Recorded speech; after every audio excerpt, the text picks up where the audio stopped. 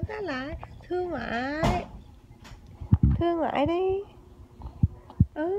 Nói cho ngoại đi con. Nói đi. Nói la lớn đi. Hello. No, that's not an option. Thưa ngoại đi. Phấn tay That's lại. not an option. Phấn tay It's lại. not fair. Phấn tay lại. Thưa ngoại. Nói đi. No. Thưa ngoại.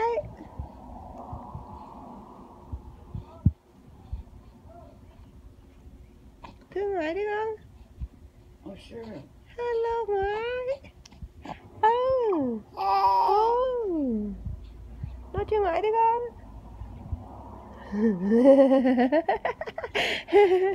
Lẹ lửa ra cười hả? Nói cho ngoại đi con.